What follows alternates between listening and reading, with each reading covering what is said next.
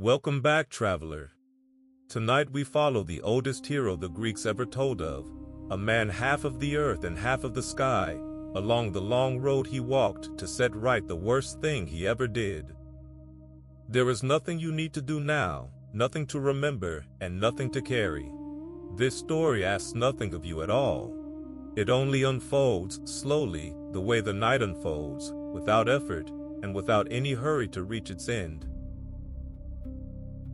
If your eyes are heavy, let them close. This is a story that was old before Rome was a village, told in the dark beside low fires, sung to carry tired listeners gently down into sleep, and it will do for you tonight exactly what it has always done.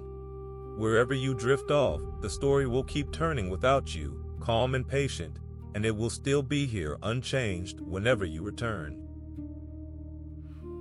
There is no part of tonight's tale that you must keep hold of. You will not be asked at the end what you remember. The names may come and go like faces in a crowd you are walking slowly through, and if they slip away from you, that is not a loss, it is exactly what is meant to happen. Let them slip. Let the words be a warm sound in a dark room, and nothing more, if that is all you want of them tonight. Take a slow breath in, and let it go. Feel the weight of the day leave your shoulders the way the light leaves the sky at evening, slowly, and then all at once. Let your body grow heavy, and warm, and still. Feel the bed beneath you taking all of your weight, so that your arms can be heavy, and your legs can be heavy, and there is nothing left anywhere for you to hold up. Far away, and very long ago, in a land of white cities and olive hills, a child is about to be born who will carry more than any man was ever meant to carry, and lay it all down again, at the end, and rest. Let us begin. Begin in a low white house on a hillside in Greece, in the deep middle of the night, with a lamp burning small in an inner room. The land is called Thebes, a city of 7 gates on a wide plain, but you do not need to hold the name, or the place, any more than you hold the name of a town you passed through once on a train at night, its few lights sliding by in the dark and then gone. All that matters tonight is the warm small room, and the lamp, and the woman resting there, and the 2 newborn children asleep beside her and a broad shield turned upon its back. For in that old world a great round shield, laid hollow side up and lined with soft cloth, made as good a cradle as any, and a fitting one, they thought, for the sons of a soldier's house. Rest your eyes there, on the 2 sleeping babies in the curve of the bronze, and let the rest of the world stay dark. The woman's name was Alcmene, and she was as good and as wise as any woman in the old stories, and she had 2 sons that night where she had looked to have one. The stories tell it so, that one of the children was the son of her mortal husband, an ordinary child of an ordinary line, and that the other, the stronger, was the son of Zeus himself, the king of all the gods, who had come down quietly from the high bright air to be the father of a hero. So the child lay there in the shield, in the lamplight, with the blood of heaven in him and the soft weakness of any newborn upon him, no different to look at, that first night, from his ordinary brother sleeping at his side. They gave the greater child a name that we have worn smooth over the centuries into the one you know. The Greeks said Hercules. The Romans later said Hercules. Let us use the name you know, and call him Hercules, and let him sleep a moment longer in his shield before his troubles find him. For his troubles were already on their way, and they came, as so much trouble in these stories does, from the high halls of the gods, from the Queen of Heaven herself. Her name was Hera, the wife of Zeus, and she had learned of the child, and of whose son he was, and a long slow anger had settled into her that would not lift for the whole length of his life. It was not the baby's fault. He had done nothing, and could do nothing, being a few hours old and asleep. But the anger of the old gods did not always trouble itself with fault, and Hera's fell upon the child in the shield like a shadow falling over a doorway. And from that first night, the strongest man who would ever live was also the most unlucky, marked before he could speak by the hatred of a goddess who never forgot. There is an old sadness in that, if you let yourself feel it, the sadness of a life made hard before it has even begun, and we will not pretend it away. But it is a very old sadness, and long since healed, and tonight it is only a story, and you may rest even inside the sad parts of it, because you already know that he comes through in the end to peace. The first thing Hera sent came while the children still slept in the shield. 2 serpents, gray and gliding, sent up the dark stairs and in under the door, pouring across the floor of the quiet room toward the makeshift cradle. Picture them without fear, the way you would watch them in a dream that cannot touch you. 2 smooth ribbons of shadow moving over the flagstones in the lamplight, rising at the rim of the great shield. The ordinary child woke and cried out as any child would. But the other child, the son of Zeus, woke and did not cry. He reached out with both small hands, one to each serpent, and closed his fists and held them, with a strength that no baby has ever had before or since, until they hung limp and harmless from his little hands like 2 lengths of dropped rope. And when the household came running with lamps and spears, they found the ordinary boy wailing, and the other sitting up in the shield, calm, holding the 2 dead snakes out to them almost as a gift, and laughing. So they knew, that night, what kind of child had come to them, and Hera knew too, far off in her high hall, that her first stroke had failed. Sleep easy over it. The child was never in danger. He never once, in all his life, met the thing that could simply overpower him. His whole long trouble was of another kind. He grew, and it is pleasant to watch him grow, quickly and easily in the warm years before the hard ones. He was taught as any well-born Greek boy was taught, to wrestle and to run, to drive a chariot and to draw a bow, to play the lyre and to sing, and he was better at nearly all of it, effortlessly, than his teachers, so that there was a kind of ease over his boyhood, a golden ordinary happiness, the last he would have for a long while. Let him have it in your mind unhurried. The boy on the practice field in the early morning, the dust and the low sun, the older men shaking their heads and smiling at how strong he was. The boy learning the stars and the names of the hills. The boy growing tall and broad and good-natured, not cruel, never cruel, only very strong, and not yet knowing what his strength would cost him.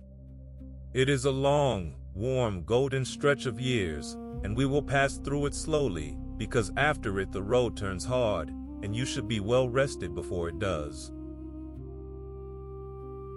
He became a man, and a famous one, even young.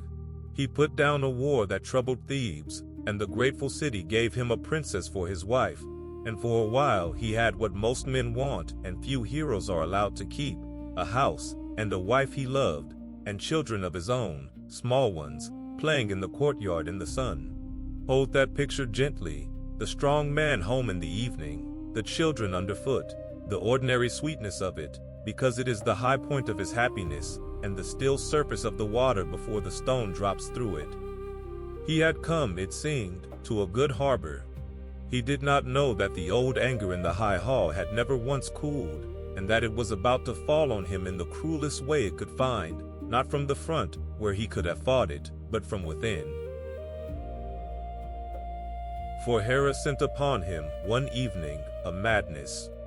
This is the dark heart of his whole story, and we will pass through it the way you pass through a bad stretch of road at night, without stopping, without looking too long, knowing there is calm country on the far side.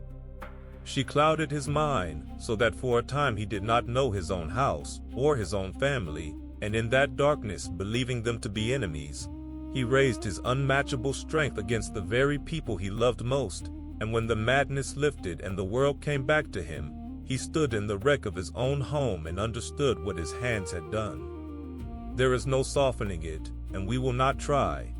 It is the oldest and heaviest kind of grief in all these stories, the grief of a man who has destroyed the thing he would have died to protect, and who cannot lay the blame anywhere but on himself, though the fault was a goddess's and not his own. Let it be heavy for just a moment in the dark, and then let it begin already to ease, because the whole long tale that follows is the tale of how that weight is carried and set down, and at last forgiven. When his mind was his own again, Hercules did not make excuses, and he did not turn his strength to ruin, as a lesser man broken that way might have done. He went instead to the holy place, to the oracle at Delphi, where a priestess spoke, they believed, the very words of the gods, and he asked the only question worth asking, which was what he must do to be clean again, to atone, to make right what could never be made right. Picture the long road he walked to get there, alone, on foot, a great grieving man going quietly up into the mountains to ask how he might be forgiven. That walk is the true beginning of everything that follows. Everything he does after this, all the beasts and the journeys and the wonders, he does not for glory, though glory comes, but for this, to work his way back from that one dark night toward the light. And the oracle gave him his sentence, and it was a strange one. He was to go and put himself into the service of a certain king, a lesser man than himself in every way but rank, a cautious, fearful, small-hearted cousin of his named Eurystheus, who ruled a stony little kingdom to the south. For 10 years he was to do whatever this king commanded, however hard, however impossible, however beneath him, and if he completed the labors that were set him, he would be cleansed of what he had done, and more than cleansed, the old poet said, for at the very end of the long road there waited something no other mortal had been promised. But that is the far end, and we are at the near end, and between them lie 12 great tasks, each one seemingly impossible, set by a frightened king who wanted nothing more than for this dangerous cousin to go far away and not come back. So imagine him arriving, at last, at the gates of that stony southern kingdom, this enormous sorrowing man in a traveler's cloak, come to give himself over into the service of a king who was already afraid of him. Imagine the small nervous ruler on his throne, and the great quiet hero standing before him, bowing his head and saying, in effect, I am here, command me. It is a strange and moving thing, the strongest man in the world laying himself down under the orders of a weak one, on purpose, as the price of his own peace. And the king, swallowing his fear, cast about for the first task, the first thing hard enough and dangerous enough that it might, with any luck, rid him of his terrible cousin for good. Far off in the hills of his own kingdom, there was a certain lion. It is worth resting, before we go on how strange and how gentle a sentence that was, for the oracle might have asked anything of him, and asked instead only this, that he give his strength away, for a time, into the service of another, and use it not to take, but to labor. There is an old wisdom in that, the sort the Greeks folded quietly into their stories, that the way back from a great wrong is not through more force, but through long, humble, patient work, done for others, without glory, until the debt is worn away, the way water wears away a stone. And so the greatest and freest man in the world bound himself, willingly, to 10 years of obedience, and set out to do it. Whatever you might have expected the strongest hero of all the old tales to be, hold instead this quieter picture of him, a man who had done the worst thing he could imagine, and who answered it not with despair, and not with rage, but by bowing his head and beginning, one task at a time, the long work of becoming clean. And the 12 labors themselves, that the frightened king would set him one by one over those 10 years, were not chosen all at once, nor known in advance, so that the hero could not see the shape of the whole road ahead, but only ever the next turning of it, the next task, the next impossible thing, exactly as we live our own lives forward into a dark we cannot see. He did not know, standing in that torchlit hall at the beginning, that he would be sent against a lion no weapon could cut, and a serpent that grew from its own wounds, and birds over a drowning marsh, and horses that ate men, and cattle at the sunset edge of the world, and golden apples at the end of everything, and at the very last down below the world itself into the country of the dead. He knew only that he was to serve, and to obey, and to begin. And there is a mercy in that not knowing, if you rest on it as you drift, for it is often kinder not to see the whole of a long road at once, but only to take, in good faith, the next quiet step, and then the next, and to trust that the steps, added slowly one to another, will carry you all the way home. But that is tomorrow's road, or rather the next turning of tonight's, and there is no need to hurry toward it. For now, let the great hero rest where he stands, in the torchlit hall, his long sentence just beginning, his grief still fresh but his purpose set, a man who has done a terrible thing and chosen, instead of despair, the long slow work of setting it right. That is a good place to leave him, and a good thought to rest in yourself. Whatever weighs on you tonight, you may set it down here, at the start of the road, the way he set his down, and trust the night to carry it a while. Feel your breath going slow and easy. Feel the bed holding you, patient and sure. The lamp burns low in the old hall. The hero bows his head, and the first of the 12 long labors waits quietly in the hills, in no hurry at all, for the morning. Rest now, the road is long, and we will walk it slowly, and there is nothing at the end of it but peace. The first labor lay in a valley called Nemea, in the green hills not far from the king's own city, and it was a lion. But it was not an ordinary lion, and to picture it rightly, you must picture something a little larger and a little stranger than any beast that walks the world now, for this was a creature of the old, thick-blooded age when monsters still lived close to men. It was enormous, tawny and heavy-shouldered, and its hide could not be pierced. No spear went into it, no arrow bit, no sword, however keen, however hard the arm behind it, could so much as scratch that golden skin. Men had gone up into the valley to kill it, and had not come back, and the country all around had emptied, the farms left standing open, the roads gone quiet, because a thing had come among the people that no weapon in the world could touch. Rest a moment in the hush of that empty country, the abandoned farmhouses, the long grass growing up in the lanes, the whole green valley gone silent and waiting under the summer sky. Into that silence walked Hercules, alone, with his bow on his back and a great club of olive wood in his hand, a club he had pulled whole from the mountainside and trimmed, root and branch, because no smith's weapon suited his strength. He did not know yet that the lion's hide would turn everything he had. He came up the empty road into the valley the way you might walk into a still room where you know something is waiting, quietly, with all his senses open. And he found the land just as they had told him, beautiful and abandoned, the crops standing unharvested, no smoke from any chimney, no voice anywhere, only the wind moving in the grass, and now and then, far off among the rocks, a sound that was not the wind. Let the whole slow afternoon of his searching pass over you gently, the heat, the silence, the great patient man moving through the empty hills, in no hurry, listening. He found the lion in the evening, and he did what any hunter would do, and it taught him at once what he was facing.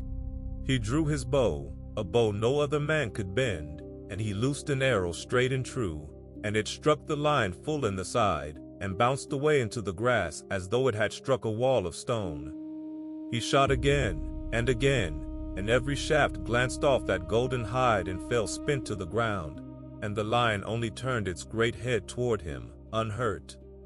mildly curious, and that was the moment Hercules understood that none of the things men used to kill would serve him here, and that whatever he was going to do, he was going to have to do with his hands. There is something almost calming in that hard simplicity, when you follow it slowly, the falling away of every tool and trick until only the plainest thing is left. He set down the useless bow. He looked at the club a while, and set that down too. And he went toward the lion with nothing at all but himself. Now the old tellers say the lion kept a den in the hillside, a cave with 2 mouths, one at either end, so that it could come and go and never be trapped. And Hercules, who was as clever as he was strong, though men forget the cleverness and remember only the strength, went and found the second mouth of the cave, and he gathered great stones, and he blocked it up, wall and boulder, until only one way in and out was left. Picture the patient work of it in the long dusk, the strong man carrying stones as big as a man could not lift, one after another, sealing the back door of the lion's house, so that when the beast came home, there would be only one dark doorway, and he would be standing in it. Then he waited, in the mouth of the cave, in the last of the light, and the valley went dark around him, and the stars came out over the empty hills, and after a long while, soft-footed, sure of its own country, the lion came home. What happened in the dark of that cave is the oldest kind of struggle there is, and we will not dwell in it, because it is not a restful thing to dwell in, and you are here to rest. It is enough to know that the great arms of the hero closed around the great neck of the lion, and that no hide, however proof against blade and arrow, is any proof against being held, and that Hercules held, and held, with all the strength that heaven had put into him, while the cave rang and the stones came loose, until at last the struggle went out of the beast, and it hung still in his arms, and the valley outside was quiet again, truly quiet, for the first time in a long age. Let that stillness settle over you now, the beast subdued, the long danger simply over, the green country given back its peace. He came out of the cave in the gray before dawn, the dead weight of the lion across his shoulders, and he sat down on a stone, and rested, and watched the light come up over the hills he had made safe. But the story keeps one more quiet turn for you, and it is a fitting one. Hercules meant to skin the lion, to carry back its hide as proof of the deed, but of course the same hide that no weapon could pierce could not be cut by any knife he owned. And he sat there a while, almost smiling, no doubt, at the puzzle of it, a man who could strangle the beast but could not open its skin. And the answer, when it came to him, was as simple as everything else in this first labor. He took one of the lion's own great claws, sharper and harder than any iron, and with the lion's own claw he opened the lion's own hide, easily, the one thing in the world that could. And he took that golden pelt, impenetrable, proof against every weapon, and he made of it a cloak, the head of the lion drawn up over his own head like a hood. And from that day on he wore it, so that in every picture the old world made of him afterward, on every vase and every coin and every carven stone, you may know him at once by the lion's skin over his shoulders, the great slain beast become his armor and his sign. Rest on that image, the hero going down out of the safe green valley in the morning light, wrapped in the golden hide, the first of his 12 long labors already behind him, and 11 still to come, and no hurry at all in the world to reach them. And there is a small, kind story folded into this first labor that is worth resting on, for it shows the hero's gentleness even in the midst of his strength, and it is the sort of quiet detail the old tellers loved. On his way to the valley, they say, Hercules was given lodging by a poor man, a laborer, who meant to offer a sacrifice in the hero's honor, and Hercules asked him to wait 30 days, and to make the offering to the gods if he returned safe, but to make it instead in the hero's memory, as to one of the honored dead, if he did not come back. And the labor took near enough those 30 days, and the hero came back on the very last of them, just as the poor man was preparing, sorrowfully, to give him up for dead, so that the offering became one of thanks, and not of mourning after all. It is a small thing, and it changes nothing in the great tale, but it is a warm thing to hold, the strong man far from home thinking of a poor host's sacrifice, and the anxious count of the days, and the safe return at the very last hour. Let it warm the story a little, here at its hard beginning. And the old world did not forget the lion when the labor was done, but set its memory into the sky itself, for the Greeks believed that the great beast was lifted up after its death and made into a pattern of stars. The constellation of the lion, that still wheels slowly across the southern sky on summer nights, so that the very first of the hero's trials became one of the quiet shapes among the stars, turning overhead, age after age, long after the valley of Nemea had grown green and safe and been forgotten. There is something deeply peaceful in that, the fierce beast of the first labor become at last only a soft scatter of lights, wheeling gently through the dark, harmless now, and beautiful, one of the countless quiet patterns that turn above every sleeper through the night. If you have ever lain out under a summer sky and watched the slow stars, you may have looked, without knowing it, straight up at the Lion of Nemea, drifting by overhead, tamed forever into light. He carried the proof of it back to the frightened king, and here the old story turns from fear to something almost like comedy, and you may let a little ease come into it. For the king, when he saw the size of the thing his cousin had killed with his bare hands, and understood at last what manner of man he had taken into his service, was so frightened that he would not let Hercules inside the city gates again. He had a great jar of bronze made, sunk into the earth, and when there was dangerous news to give, he is said to have climbed down into it and given his commands from inside it. From underground, from behind bronze, so far did he wish to keep himself from the terrible cousin who kept, obediently, quietly, doing the impossible things he was told. There is a gentle, sleepy justice in that picture. The small, fearful king hiding in his jar, and the great patient hero standing in the sun outside, waiting, without complaint, to be told where to go next. Hold it kindly. Then let the whole first labor loosen and drift, the empty valley, the falling arrows, the dark cave, the golden cloak, all of it softening now and sinking gently below the surface of your mind. Its danger long spent, its lesson quietly learned, as we come to the black water of the second labor, and the strangest beast of all. The second labor was a serpent, and it lived in a marsh called Lerna, a wide, still, black-watered marsh near the sea. And of all the beasts in the long tail, it was perhaps the strangest, for it had many heads, and that was not the worst of it. They called it the Hydra, and it lay coiled in the deep reeds at the edge of a bottomless pool, and out of its heavy body rose many long necks, each ending in a flat, pale, watchful head, so that it could look every way at once and never be surprised. The number of the heads is told differently in different places, as the number of heads on a nightmare always is, but that is not the danger. The danger was this, that when one of the heads was struck away, two grew in its place, budding up from the cut, so that every blow against it made it stronger, and every wound doubled it, and a man who fought it in the ordinary way would only, with all his effort, all his skill, all his courage, be building a worse and worse monster with his own two hands. Rest a moment in how strange that is, without any fear in it, the way you would turn over a strange idea at the edge of sleep. A thing that grows from being cut. A trouble that feeds on the very effort to end it. The old world knew, it seems, that some troubles are like that, and it put the knowing into this shape, and set it in a black marsh, and gave it to the hero to solve. Hercules came to the marsh with a companion this time, for he did not always walk alone, and it is a pleasant thing to know, in the middle of so hard a story, that he had a friend. The friend was his nephew, a young man named Iolaus, faithful and quick,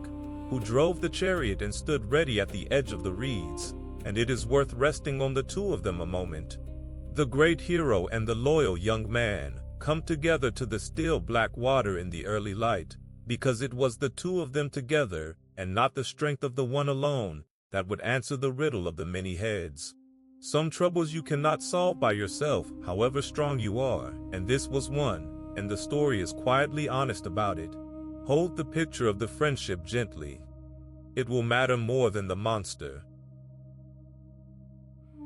To bring the Hydra out of its deep reeds, Hercules is said to have shot arrows wrapped in burning tow into the marsh, small fires falling into the reeds, until the great serpent came gliding up out of the black water, angry and enormous, all its pale heads swaying on their long necks.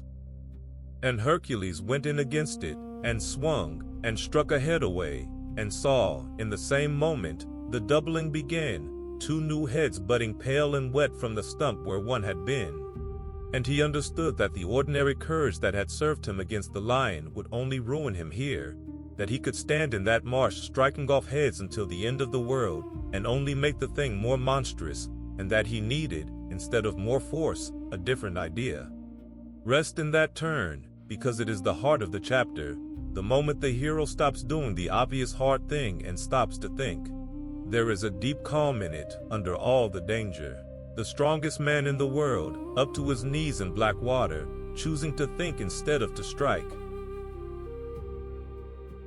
And the idea, when it came, was fire, and it came to the two of them together. As Hercules struck away each head, young Iolaus ran in behind him with a burning brand, a torch of flame, and pressed it to the raw stump before the two new heads could bud, and the fire closed the wound, sealed it, so that nothing more could grow there. Head by head they worked, the two of them, the strong arm and the quick torch, one striking and one searing, and this time the monster did not double but dwindled, each sealed neck one fewer, the great swaying crown of heads growing thinner and thinner over the black water, until only one was left. There is something steadying in the rhythm of it, if you follow it slowly toward sleep. The strike and the sear, the strike and the sear, a hard problem being solved not in one great blow but patiently. Together, a little at a time, until the thing that could not be beaten by strength alone was beaten after all by strength and cleverness and friendship, working as one.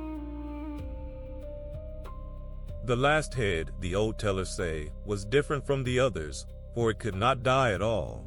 It was immortal, deathless, and no fire and no blade could end it. And here again the answer was not more force but a quiet, final cleverness. Hercules struck the deathless head from its neck, and while it still lived, still watched, still hated, he carried it to the roadside and set it in a deep hole in the ground. And over it he rolled a great stone, an enormous boulder, and there he left it, the one part of the monster that could never be killed, shut away under the earth, alive and harmless, pinned forever beneath a weight it could not move. Rest on that, because it is a gentler ending than killing, and a wiser one. Not every trouble can be destroyed.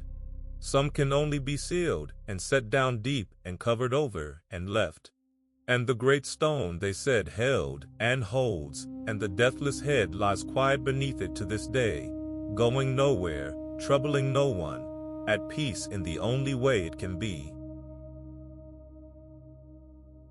The old story keeps a small strange guest in the middle of this labor, and it too found its way into the stars, and it is a gentle thing to rest on. For while Hercules and his nephew fought the serpent in the black water, the watching goddess Hera, who hated the hero, sent a helper to trouble him, and it was a crab, a great crab that came scuttling out of the marsh and caught at the hero's foot with its claw, a small nipping distraction in the middle of the greater struggle. It did him no real harm, and it was quickly done away with, and it is almost a comic thing, the little crab sent against the man who strangled lions. But the goddess, they said, was grateful to it for trying, and lifted it too into the sky, and set it there as the constellation of the crab, so that even that small failed helper was given a quiet place among the stars. Rest a moment on the smallness and the kindness of that, the little crab that tried, and failed, and was remembered anyway, and set gently among the lights of heaven to will there forever beside the very lion the hero had already slain. And there is one more quiet thread that begins here, in the black marsh, and runs on through the whole of the hero's life, and it is worth knowing, softly, though it holds a shadow. For the blood of the great water serpent was a deadly poison, and Hercules, being wise, dipped the tips of his arrows in it, so that from that day his arrows carried a venom against which there was no cure, and they served him in many of the labors still to come. But a thing that deadly is a hard thing to carry through a life, and the old tellers, who liked their stories to rhyme with themselves, said that in the end, long years later, it was that same serpent's poison, by a long and sorrowful accident, that brought the hero's own mortal life to its close and lifted him at last up among the gods. You need not follow that far thread tonight, to its distant and gentle end. It is enough to know that even here, in the second labor, the story was quietly laying far ahead, the seeds of the hero's final peace, so that nothing in it, not even the poison, was truly wasted, and everything, in the end, was woven in. So the second labor was done, and the two friends went back up the road together in the evening, tired in the good clean way of a hard thing finished, and the black marsh lay quiet behind them under the first stars. And it is worth saying that the king, when he heard how it was done, tried to refuse this labor, and count it as not truly finished, because Hercules had not done it alone, but with the help of his nephew and the torch. It was the small-hearted move of a small-hearted man, and the old story lets it stand as such, and we need not be troubled by it tonight.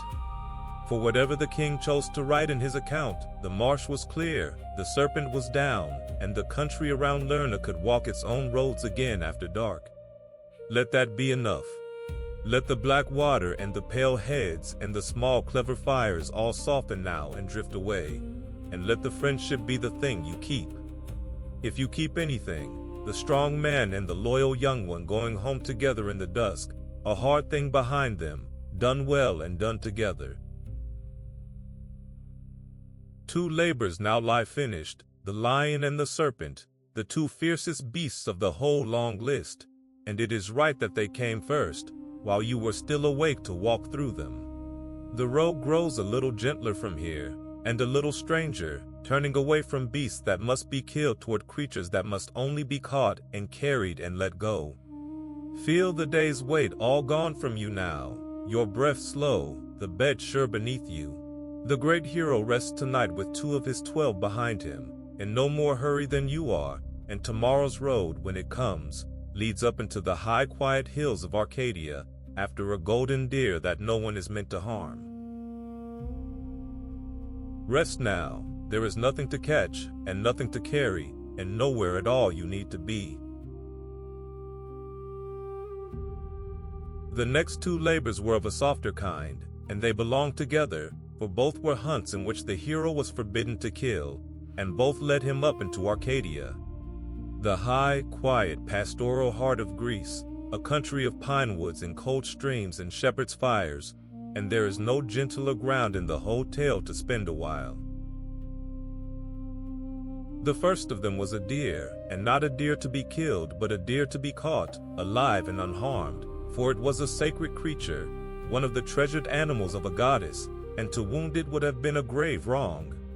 They called it the Cyrenaean hind, and the old tellers made it a wonder to look at, a deer with hooves of bronze and horns of gold, faster than an arrow in flight, so swift that no hound could follow it, and no runner come near, and it ranged through the hills of Arcadia flashing gold among the dark pines, never still, never tiring, belonging to no one and to nothing but its own speed.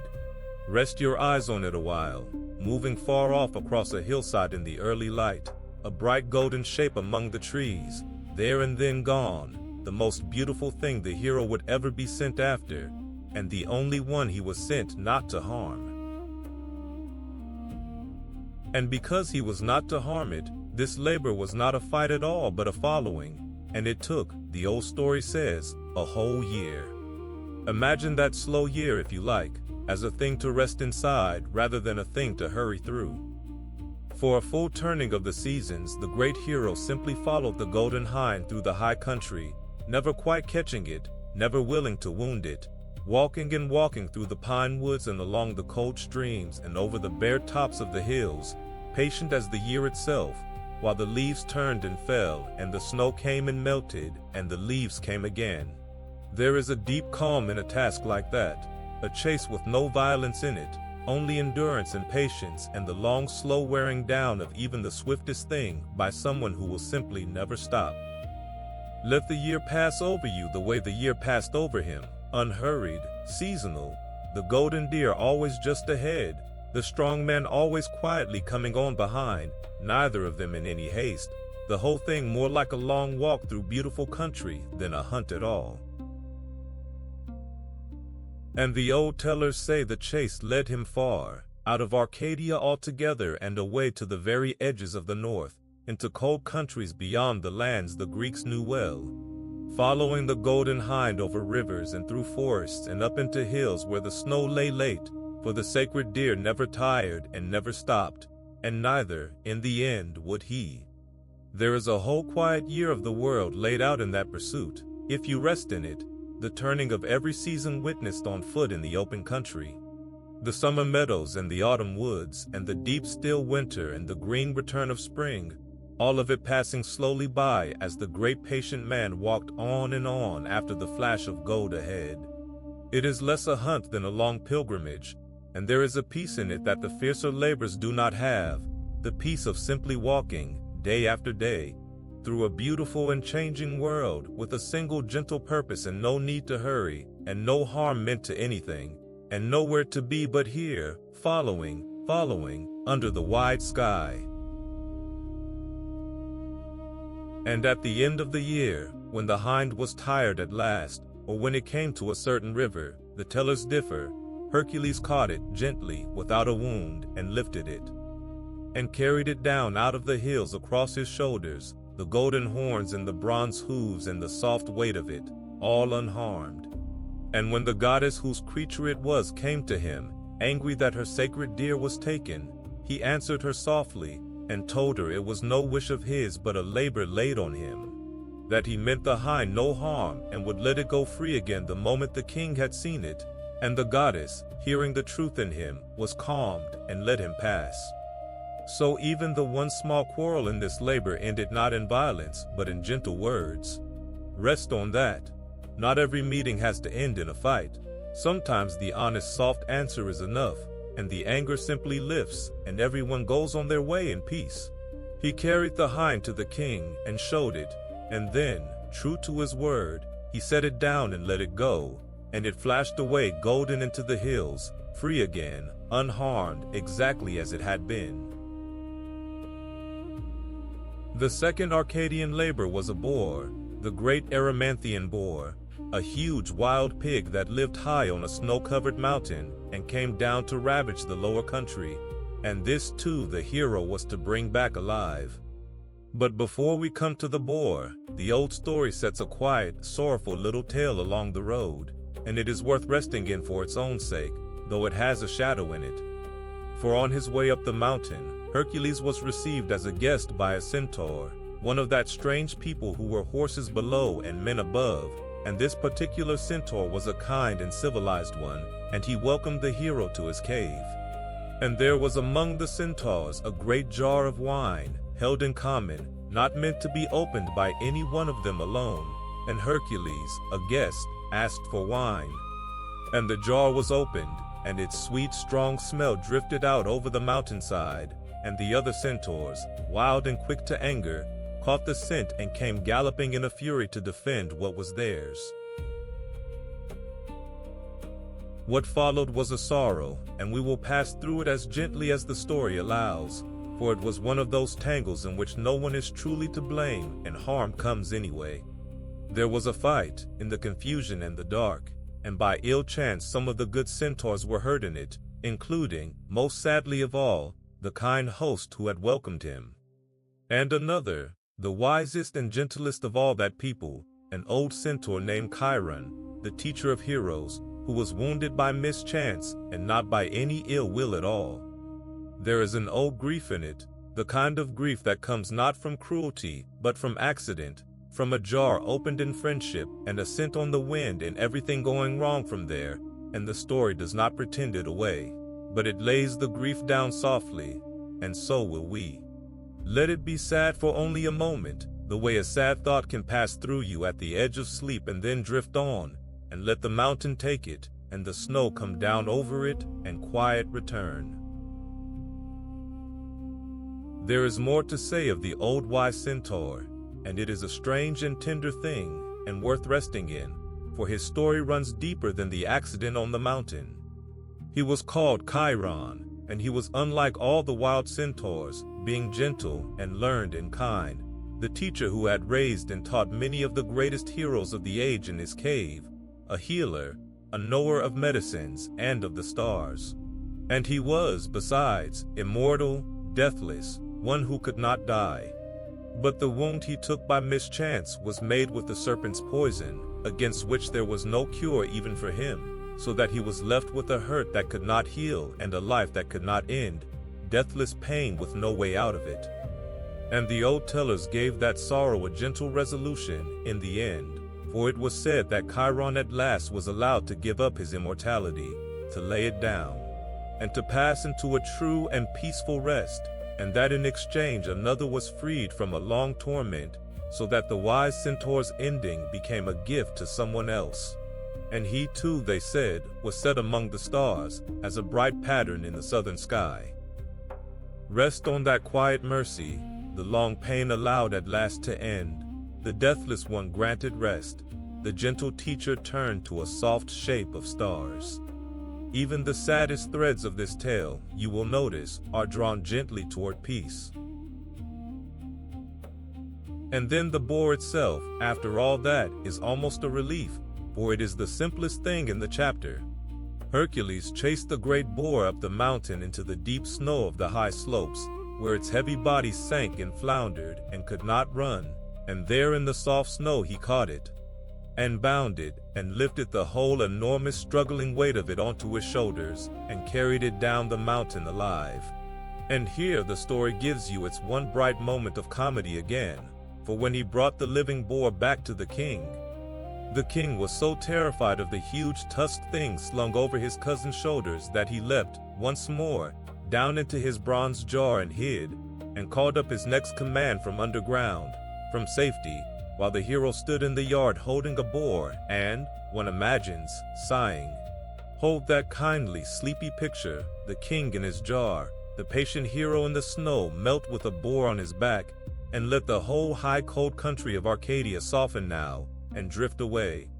The golden deer and the long year and the sad centaurs and the snowbound pig, all of it loosening, all of it sinking gently down, as we come to a labor with no beast in it at all, and a great deal of clean cold water.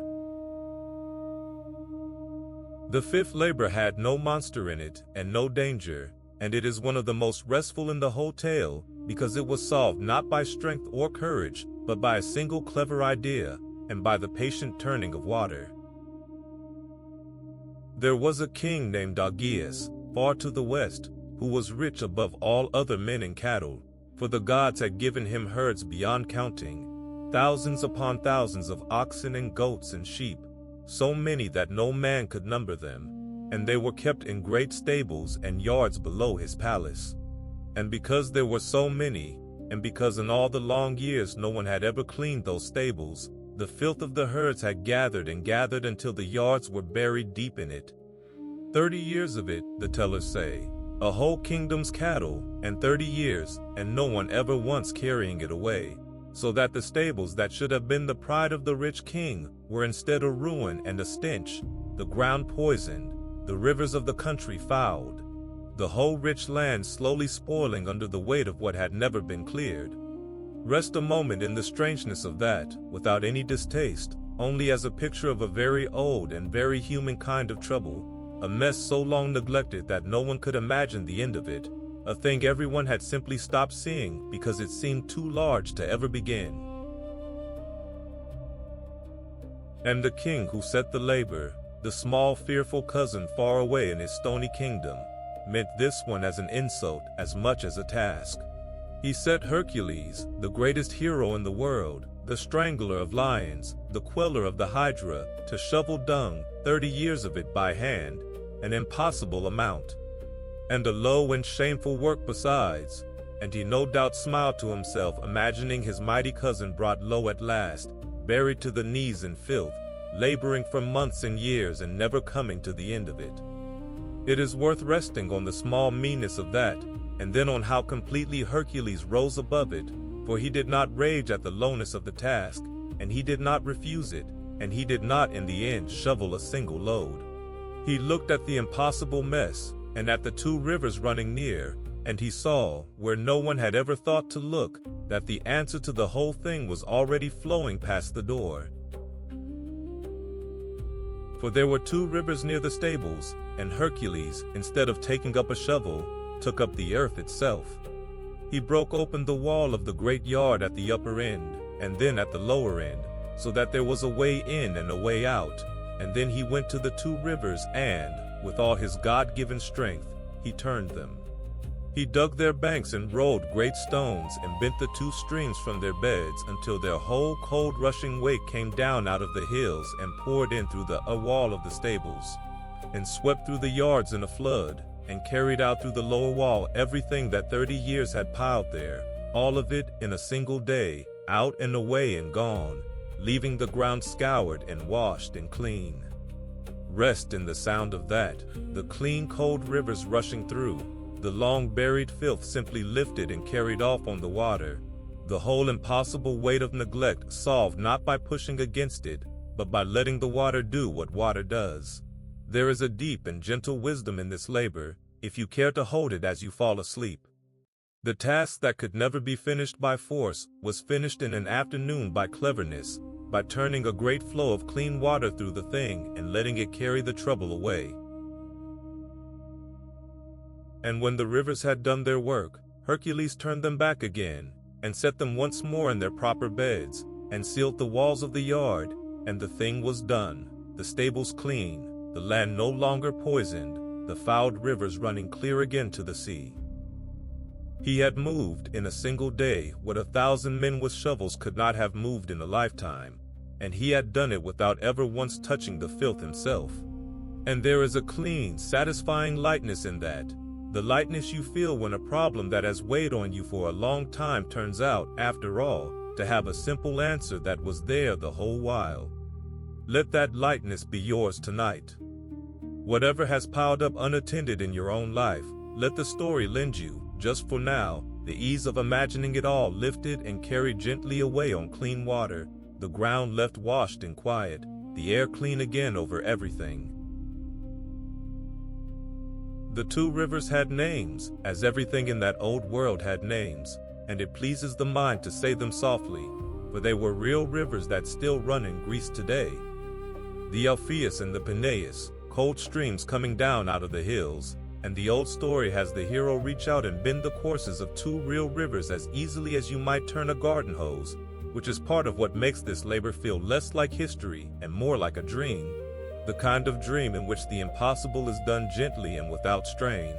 And there is a truth hidden in the dream that is worth carrying toward sleep, which is that the greatest messes are very often cleaned not by attacking them head on, load by weary load, but by changing the flow of things, by letting something larger and cleaner move through them and carry them away.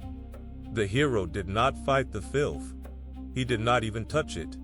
He simply changed where the water went, and let the water do what water always does, which is to find the low places and fill them, and carry off whatever will not stay, and leave the world rinsed and quiet behind it. Rest in the sound of those two cold rivers running through, doing in an afternoon what no amount of struggle could have done in a lifetime. The story keeps one small sour turn at the end, and it is the same sourness we have met before, and we may treat it the same way, lightly, as a thing that cannot touch the peace of the deed. For the rich king Arcadia had promised Hercules a payment, a share of his countless cattle, if the stables were cleaned, and when they were cleaned, and cleaned so easily and so completely, he grudged the payment and refused it, and pretended the bargain had never been made. And the small fearful cousin, hearing of it, seized on it gladly, and declared that this labor too must not count, because Hercules had worked for pay, or because the rivers had done the work and not the hero's own hands, whichever excuse served. It is the same small-heartedness we have seen all along, and it is worth noticing, drowsily, how little it matters. The kings may quarrel over the account. They may strike this labor off and that one, and argue that none of it truly counts. But the lion is dead, and the marsh is clear, and the golden hind runs free, and the boar is caught, and the great stables stand clean and washed under the open sky, and no bookkeeping in any palace can undo a single one of those true and finished things.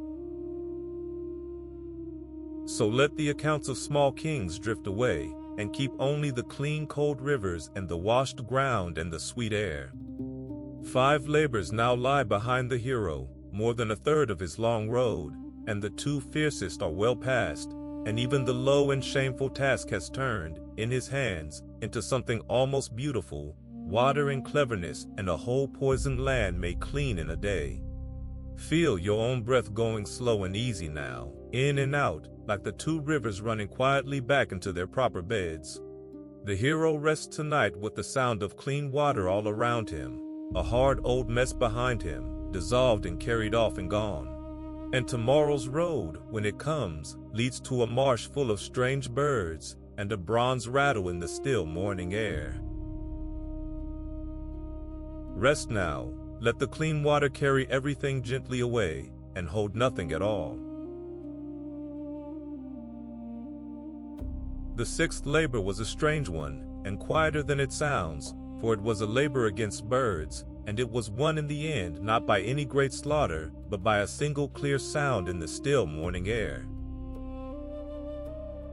There was a lake called Stymphalus, deep in the hills, a wide, shallow, marshy lake ringed by thick dark woods, and over the years an enormous number of birds had gathered there, more birds than anyone could count, until they darkened the sky over the water, and the whole marsh belonged to them. The old tellers made them fearsome, with feathers they could loose like arrows and beaks of bronze. But for the sake of a peaceful hour, let us hold to the truer heart of the trouble, which is simply that there were too many of them. A countless multitude settled into a marsh so soft and so treacherous that no man could wade in to drive them out, the ground neither water enough to swim nor earth enough to walk, a place that would swallow anyone who tried to cross it.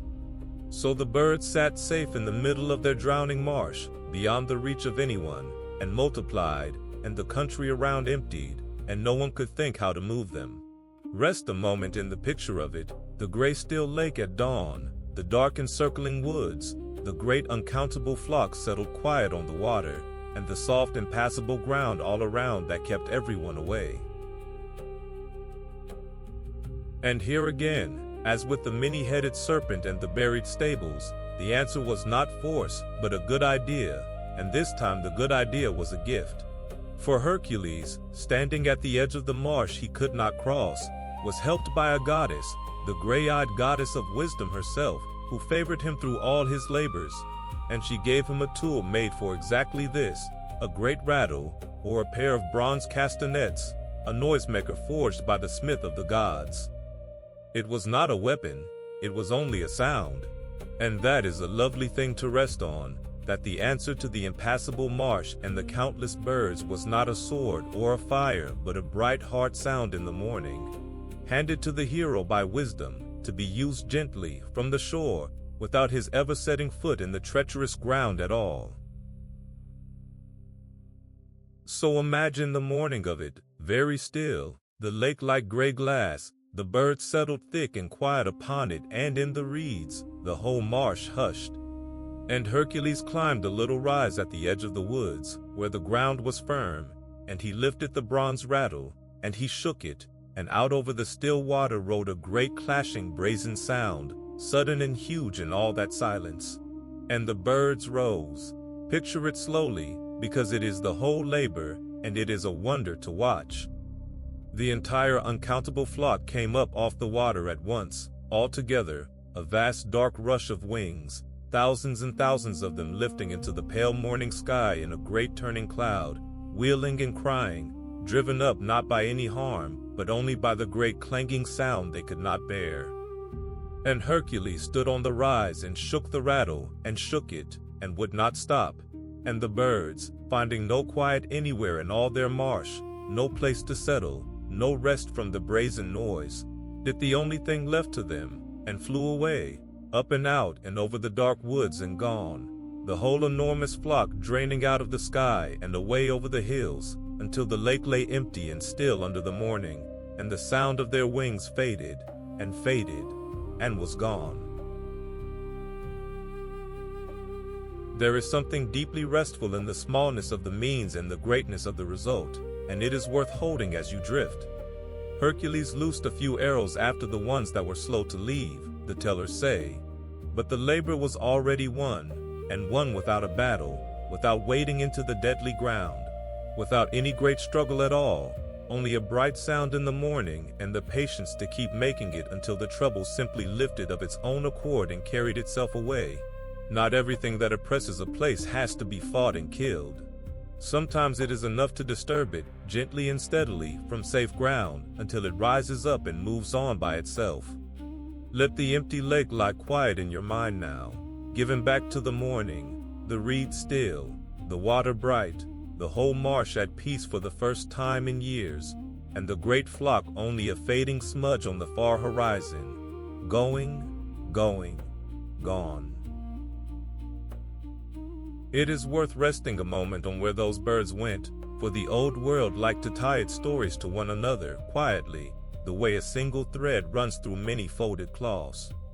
The great flock, driven up from the marsh and away over the hills, is said to have flown far to the east, out across the sea, and to have settled at last on a lonely island.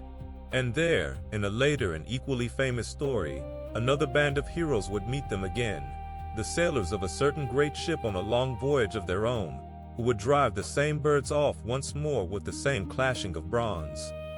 You need not hold the names or the other tale. It is only pleasant to know that the birds were not destroyed but only moved along, and that they wandered on into other stories, other mornings, other far islands, the way a flock of real birds crosses from one person's sky into another's and is gone. Nothing in this labor was killed, and nothing was truly ended, only lifted and stirred and sent gently on its way. And there is a quiet kindness in remembering who gave the hero the means of it, for the bright rattle was made, the old tellers say, by the smith of the gods, the lame craftsman who forged wonders in his fire under the mountains, and it was carried to Hercules by the gray-eyed goddess of wisdom herself, who watched over him through all his long labors as a steady, unseen friend. So the sixth labor, more than any other, was a gift from the kind powers of heaven, wisdom and craft together handing the hero exactly the small, strange tool he needed, so that he should not have to wade into the deadly marsh or fight at all, but only stand on firm ground and make a bright sound and wait. It is good to remember as you drift that the hero was not always alone, that even the strongest of all men was helped, again and again, by quiet friends who wished him well and gave him what he needed, and that the accepting of that help was no weakness in him but a kind of wisdom of its own. And picture for a moment the country that was given back when the birds had gone, for that is the true reward of the labor, and a peaceful thing to rest on. The farms around the lake that had stood empty and shuttered could be opened again. The people who had fled came slowly back to their fields and their houses by the water, and the reeds grew quiet, and the fish returned to the shallows. And in the evenings the lake lay still and mirror smooth under the first stars, with no dark cloud of wings to trouble it, only the soft ordinary sounds of a marsh at dusk, the frogs, the small wind in the rushes, a heron standing motionless in the last light. A whole small corner of the world, made unlivable for years, was simply given back quietly to the ordinary life that had always belonged there. There is a deep contentment in that kind of ending, gentler than any victory, the sense of a place healed and returned to peace, the shutters opened, the lamps lit again in the houses by the water, the long trouble simply over, and the ordinary evenings resuming as though it had never come. Let that quiet, restored country settle over you now. The still lake, the lit windows, the soft marsh dusk, everything given back, everything at rest. And so the sixth labor closed as softly as it had opened, and Hercules turned once more back toward the sea, for the seventh labor waited across the water, on an island. And it was the first of his tasks to carry him out of Greece entirely and onto the wide sea, which will carry him, before the tale is done, to the very edges of the known world. But that is for later chapters and further journeys. For now let the bronze rattle fall silent, and the empty lake shine, and the six finished labors settle behind him, half of the whole long road now walked, the fiercest of it behind, the strangest of it behind, and nothing ahead but water, and an island, and a great white bull standing in the surf under the moon. Feel the bed beneath you, sure and still. Feel your breath going slow. Half the road is done, and the hero rests easy tonight, and so may you. The seventh labor stood on the island of Crete, out in the wide blue sea to the south, and it was a bull, a great white bull, and to understand it gently, we must go back a little, before the hero, to how the bull first came out of the water. For the old story tells that the bull was not born on the island but given to it, sent up out of the sea itself by the god of the deep as a sign and a gift to the king of Crete. A bull so beautiful, so perfectly white, so clearly a thing of the gods, that it came ashore out of the waves like a wonder, and all who saw it knew it for something holy. It was meant to be given back to the god, offered up in thanks. But the king of Crete, when he saw how beautiful it was, could not bear to give it up, and kept it for himself, and offered the god a lesser beast in its place, and thought no more of it. Rest a moment on that quiet, human moment, the moment of keeping the beautiful thing you were meant to give away, because the whole trouble of the labor grows from it, softly, the way so much trouble grows, from a small holding on that seemed harmless at the time. And the god, slighted, did not strike the king down, but did a stranger and slower thing. He touched the beautiful white bull with a wildness, a divine madness, so that the gentle wonder that had come so calmly out of the sea became a raging, uncontainable thing, and it broke loose and ran wild across the island, trampling the fields and the vineyards and the walls, and no one on all of Crete could come near it or hold it. And the beautiful gift became a terror, ranging loose over the land. That is the bull that Hercules was sent to fetch, this maddened holy creature, and he was to take it alive and bring it back across the sea, unharmed, so that here again, as with the golden hind and the great boar, his task was not to kill, but to master and to carry. Hold the picture of the wild white bull under the bright southern sky, huge and gleaming and furious, running loose through the ruined fields, and the great calm hero come across the water to lay his hands on it and make it still. The catching of it is told simply, for by now the hero's strength is well known to you and needs no dwelling on. He came to the island, and he went out to where the bull raged, and he did not use arrow or club or fire, for the bull was to be unharmed, but closed with it, and wrestled it, matching his God-given strength against its God-given fury, and held it, as he had held the lion, until the wildness went out of it, and it stood spent and quiet under his hands, trembling, tamed, a beautiful white bull once more instead of a terror. There is a deep quiet in that moment of taming, if you rest in it, the raging thing gone still, the fury simply worn away against the patience greater than itself. The beautiful creature standing calm again at last, as though remembering, under the hero's steady hands, that it had come into the world as a gift and not a curse. And then came the strangest and gentlest image of the whole labor, and it is a fine one to fall asleep on. For Hercules had to bring the bull back across the sea to Greece, and the old tellers say that he did not put it in a ship, but that the tamed white bull carried him,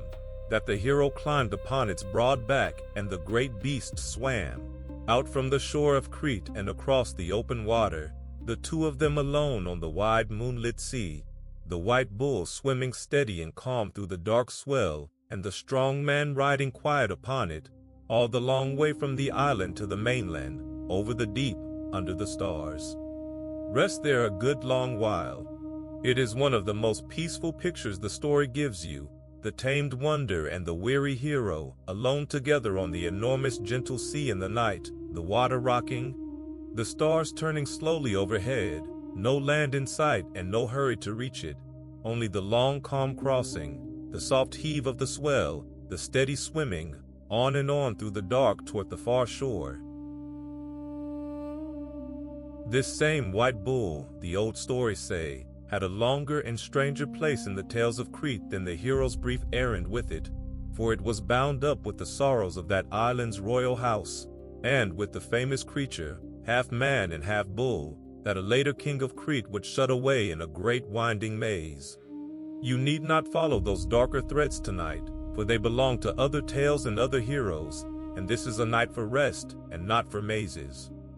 It is enough to know that the beautiful bull from the sea moved through many stories, touching one and then another, a single bright and terrible thread running through the whole cloth of the island's legends, and that the small part of its long tail that belongs to Hercules is the gentlest part, the taming and the carrying, the wildness stilled and the calm crossing home. Let the darker thread stay folded away in the dark. Keep only the calm one, the white bull gone quiet under the hero's hands, swimming steady through the moonlit sea. He brought the bull to the king and showed it, and the seventh labor was done. And what became of the bull afterward, the tellers tell in different ways, some saying it was let go and wandered on to have adventures of its own in later stories, which need not trouble us here. What matters tonight is the tamed wildness and the long moonlit crossing, and the quiet truth beneath the whole tale, that even a holy thing can be driven wild by a small wrong. A keeping back, a broken promise, and that even so it can be made gentle again by patience, and remember what it was, and carry the one who calmed it safely home across the dark. Let the wide sea rock you now the way it rocked the hero on the bull's white back. Feel yourself carried, easy and safe, over deep water, under turning stars, toward a shore you do not need to reach tonight. There is a gentle truth folded into the seventh labor, and it is worth carrying with you into sleep, for it is the quiet lesson beneath all the wildness. The bull did not begin as a monster. It began as a gift, a beautiful and holy thing that came calmly out of the sea, and it was only turned wild, only made a terror, by a small wrong done to it, a promise not kept, a beautiful thing selfishly held back. And the hero did not answer that wildness with more wildness, did not slay the maddened creature, but only held it, and waited, and let his steady patience wear the fury away, until the beast remembered, under his calm hands, the gentle thing it had first been. So much of what seems monstrous in the world, the old story quietly says, is only something good that was wronged, and turned, and might yet be turned back, not by force, but by patience, and by a steadiness greater than its rage. Rest on that as the sea rocks you, the wildness that was only wounded gentleness, the calm hands that healed it, the beautiful creature come back at last to what it truly was. 7 labors now lie finished, and the road has carried the hero out onto the open sea for the first time, and from here it will only widen, reaching towards stranger kings and farther shores. But the wildest of what remains comes next, in the very center of the tale, before the long calm journeys of the end, and so we will meet it while there is still a little waking left in you, and pass through it, and come out the other side into the gentler country beyond. For now, there is only the rocking sea, and the tamed white bull swimming steady in the dark, and the stars, and your own slow breath. Rest easy, the crossing is calm, and the shore will keep. Sleep now if you are ready. The bull swims on beneath you, sure and gentle, and there is nowhere at all you need to be.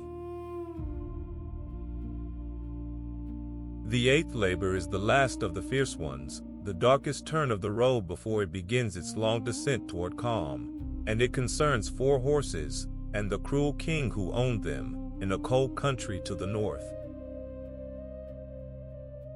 The king's name was Diomedes, and he is not the gentle sort of trouble the last few labors have been, the deer to be caught and the birds to be startled, but a genuinely cruel man, a king of a warlike people, and he kept 4 mares, 4 great horses, and he had made them monstrous. For he fed them, the old tellers say, on the flesh of men, on strangers and guests who came to his land, thrown to the horses in their stalls, so that the mares had grown savage beyond any natural horse, wild-eyed and terrible, chained to a bronze manger with iron because nothing softer would hold them. Rest a moment without fear, in the strangeness and the sadness of that, for there is sadness in it as much as terror, the beautiful animals made monstrous by a cruel keeping, turned against their own nature by the man who owned them, mad not by any fault of their own, but by what had been done to them. Hold that thought gently, because it is the key to how the labor ends, and to why it ends, in the end, in a kind of peace. Hercules was sent to bring these mares back, and this was no gentle catching like the hind or the bull, for the horses were murderous and the king was worse, and there was no way to take the one without facing the other. He came to the cold northern land with a few companions, for the old story gives him a small band this time, and among them a young man he loved dearly, and they came to the stables of the man-eating mares. And here the tale turns hard, and we will go through it the way we have gone through the hard places before, steadily, without lingering, keeping our eyes on the calm country that lies beyond. There was a fight in the night, and it did not go without cost, for in the confusion the young companion Hercules loved was lost to the terrible horses before the hero could reach him, and that grief is real, and the story does not hide it. Let it be sad, as the centaurs on the mountain were sad, a grief that comes in the middle of a hard task and cannot be undone, and then let it begin, gently, to ease. And Hercules, in his grief and his anger, did a hard and fitting thing, and the story means it as justice, though it is a stern kind of justice. He overcame the cruel king Diomedes, who had fed so many innocent guests to his horses, and he gave the king to the king's own mares, and the horses that had been made monstrous by human cruelty were fed, this one last time, on the very man who had made them so. And here is the strange, quiet mercy hidden in the sternness, and it is worth resting on as the fierce part of the tale burns itself out. For when the cruel king was gone, when the source of their savage feeding was ended, the mares grew calm. The madness went out of them. Fed at last, or freed at last from the cruelty that had twisted them, they stood quiet and let themselves be bridled, and became, once more, only horses, 4 great horses standing still in the gray dawn, their wildness spent, gentle enough now to be led away on a simple rope. There is a deep and sober comfort in that, if you let it settle over you. The cruelty ended, and its creatures were healed. The thing that had made them monstrous was gone, and without it, they were only what they had always truly been beneath the horror, animals, tired and calm, and led home. The young companion who was lost had a name, the old tellers say, and the hero did for him the gentlest thing that could still be done, which was to make sure he was not forgotten. His name was Abderus, and he was dear to Hercules, and when the labor was over, the hero founded a city on that shore and gave it the young man's name, so that a whole town of the living would carry his memory down the centuries, its harbor and its walls and its market, all named for a young man who died helping his friend. There is a quiet comfort in that, the oldest comfort there is against grief, that the lost are kept alive in a name, in a place, in a story told long after. And that even in the hardest of the labors, in the coldest country, in the middle of loss, the hero turned at once to the work of remembering, and built something lasting out of his sorrow. The city stood for 1,000 years and more. The young man's name outlived every king in the tale. Rest on that, gently, as the fierce chapter closes, the town on the shore keeping its quiet watch over a name, age after age, long after the grief that made it had softened into only a story. There is a hard mercy in how this labor ends, and it is worth resting in gently, because it holds one of the deepest truths in the whole tale. The horses were never truly evil. They were made savage by cruelty, twisted against their own gentle nature by the man who kept them, fed on horror until horror was all they knew. And the moment the cruelty ended, the moment its source was gone, the horror went out of them, and they were only horses again, tired and calm and ready to be led home. The evil in the story did not belong to the animals at all. It belonged to the man, and when he was gone, it was gone, and what he had twisted came untwisted and healed. Rest on that as the fierce chapters close, for it is a kinder thought than it first seems. The thought that so much of what frightens us in the world is not evil in itself, but only something wounded, something made cruel by cruelty, and that when the cruelty stops, the wound can close, and the frightened thing can grow gentle again and be led quietly home. Hercules bound the tamed mares and let them down out of the cold country, and brought them back at last to the frightened king in his stony kingdom, and the 8th labor was done. And with it, the fierce road is finished. Notice that, as you lie in the dark and let it ease you, for you have come now through all the hardest country of the tale. The lion and the serpent and the sad centaurs and the cruel king and his terrible horses, all of it is behind you now, the last of the fighting, the last of the killing, the last of the grief. Everything that remains is of a gentler kind, long journeys to the ends of the earth, a belt freely given, golden apples in an evening garden, a quiet walk down into the country of the dead and gently up again. The story has crossed its darkest ridge, and from here the road runs downhill all the way, into wider, calmer, stranger country toward rest. And picture the long quiet road south, out of that cold country, for the journey home was itself a kind of healing, and a gentle thing to rest on. Day by day the land grew warmer and greener beneath the hooves of the four calmed horses, the gray frost and the bare northern hills falling away behind, the harsh country softening into meadows and olive groves, and the mild blue air of the south. And the horses, that had known only the dark stable and the bronze manger and the horror of their feeding, walked now under the open sky through green and ordinary country, grazing quietly at evening, drinking from clean streams, growing gentler with every mile, until by the time the hero brought them home, they were only 4 fine horses, calm and biddable, with nothing left of the terror they had been but a shadow, and even that fading. There is a deep peace in that slow, warming journey, the road leading down out of cold and cruelty into warmth and green and quiet, the wounded creatures healing a little more with every gentle day.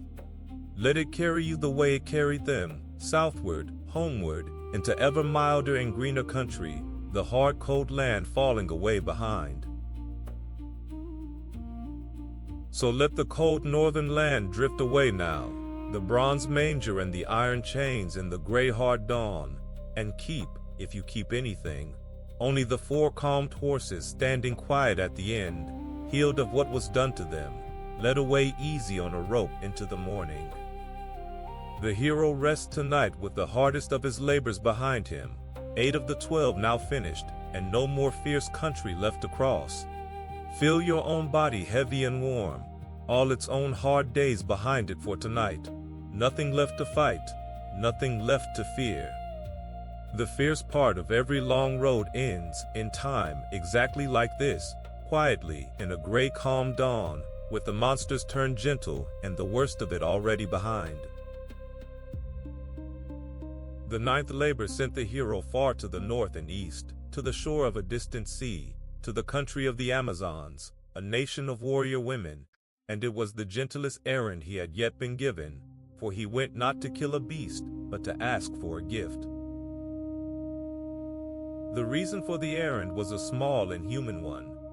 The frightened king in his stony kingdom had a daughter, and the daughter had heard tales of a wonderful belt, or girdle, worn by the queen of the Amazons, a belt of gold that had been given to the queen by the god of war himself as a token of her place as the greatest of all the warrior women. And the king's daughter wanted it, simply wanted it, the way one wants a beautiful thing heard afar away, and so the king sent Hercules to fetch it.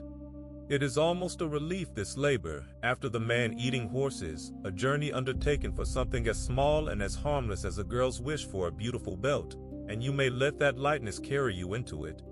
The hero gathered companions in a ship, and set sail across the sea toward the land of the warrior women, a long voyage over calm water toward a far northern shore.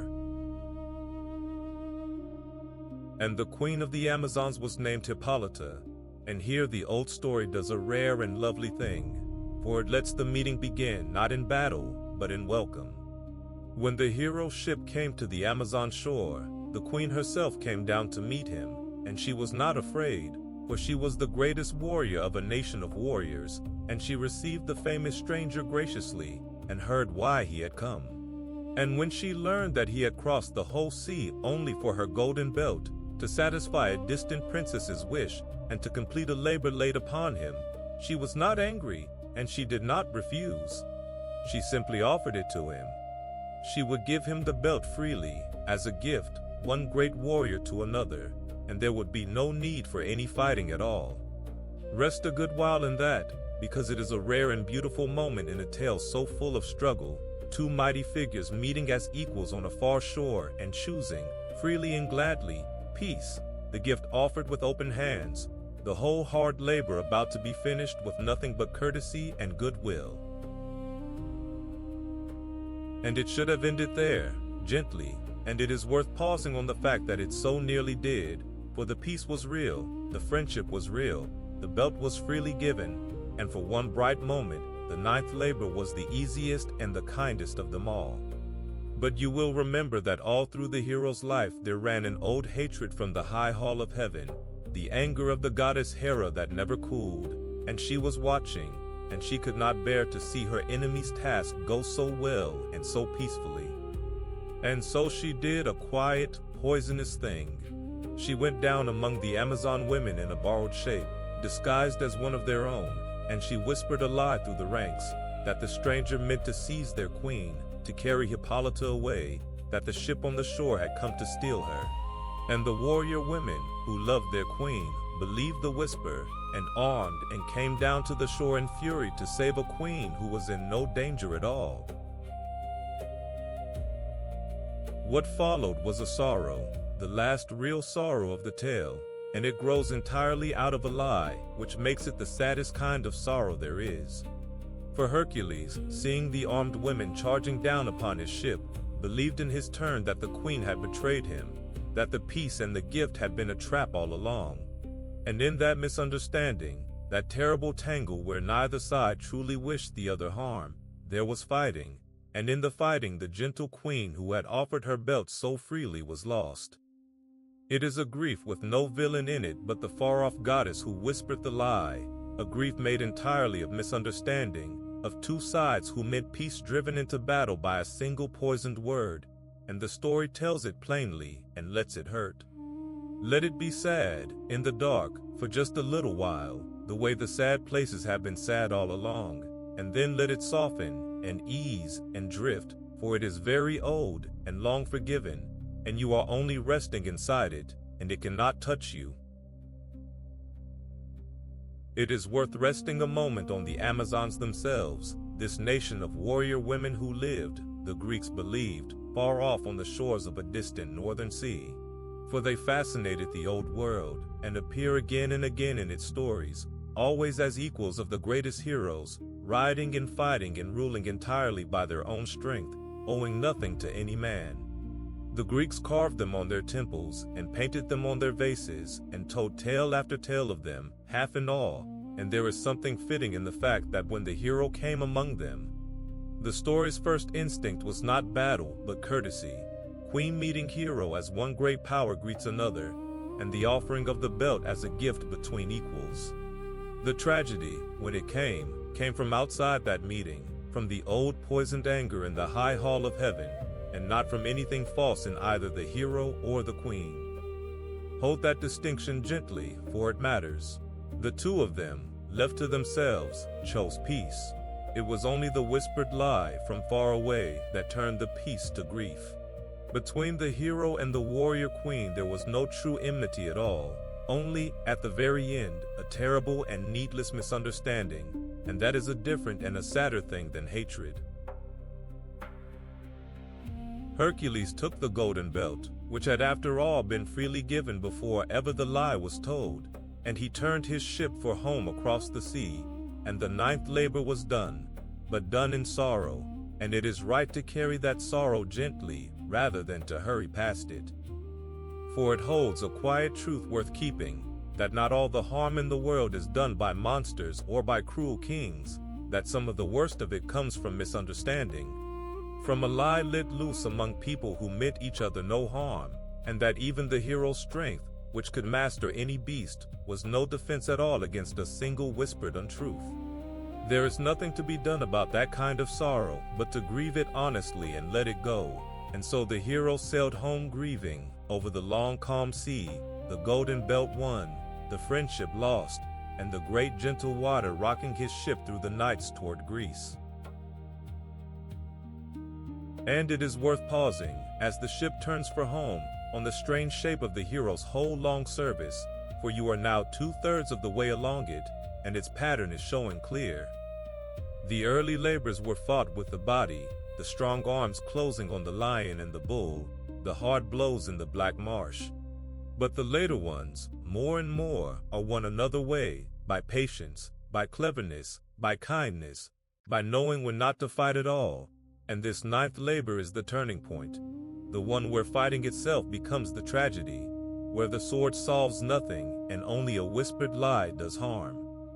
From here the hero fights less and less, and travels more and more, and gives more, and frees more, as though he were slowly setting down the warrior he had been, and becoming, instead, a wanderer, a helper, a man whose greatest strength, in the end, is his gentleness. Rest on that quiet turning as the sea carries him home, the hero laying down the sword, mile by mile, and taking up something better. Let that same long sea rock you now, and carry the sadness gently away on it. 9 labors now lie behind the hero, and only 3 remain, and all 3 are journeys of wonder rather than struggle, out past the edges of the ordinary world. The sorrow of the belt is the last grief in the tale. From here there is only distance, and wonder, and at the very end a quiet homecoming and rest. Feel your breath slow, and the bed sure beneath you, and let the ship carry you home over the dark water, the hard labors nearly all behind, the gentle ones nearly all that is left. Rest now, the saddest part is past, and it was only ever a story, and it ends, further on, in peace. The 10th labor sent the hero farther from home than he had ever gone, all the way to the western edge of the world, where the sun goes down into the sea, to fetch a herd of red cattle from a strange 3-bodied giant, and the going and the coming are more of the story than the deed, for it is a labor made mostly of distance. Far away in the west, past every land the Greeks knew, past the last shores and the last islands, at the place where the sky comes down to meet the ocean, and the sun sinks red into the water at the end of every day, there was an island, and on the island lived a herdsman named Geryon, a giant and a strange one, for the old tellers gave him 3 bodies joined together at the waist, 3 chests, 3 heads, 6 arms, as though 3 great warriors had been made into one. And he owned a herd of cattle famous throughout the world, cattle of a deep and glowing red, the color of the sky at sunset, and they were kept by the giant and guarded by a herdsman and a great 2-headed dog, out there at the far western rim of everything, where almost no one had ever gone. Rest a while in the sheer distance of it, the endless west, land after land falling behind, the world growing stranger and emptier the farther the hero walks, until he stands at last on the very last shore, with nothing beyond it but the wide ocean and the setting sun. And the journey to get there is itself full of wonders, and one of them is the loveliest small tale in all the labors, and a perfect thing to rest in. For the hero walked so far west through such heat that at last he grew angry at the sun itself, blazing down on him mile after mile, and in his weariness he drew his great bow and aimed it, half in earnest, at the sun. And the sun god, rather than striking him down for the insolence, was amused by his boldness, and pleased by it, and did him a great kindness. He lent the hero his own golden cup, the enormous golden vessel in which the sun itself, the old Greeks believed, sailed each night around the edge of the world from the place of its setting in the west back to the place of its rising in the east. In that great golden cup, that floating bowl of the sun, Hercules sailed the last stretch of ocean to the giant's island.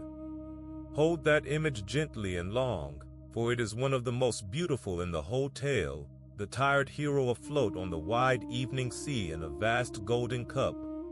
riding the sun's own vessel over the red and gold water toward the edge of the world, the light low and warm all around him, the ocean calm, the strange far island rising slowly out of the sea ahead.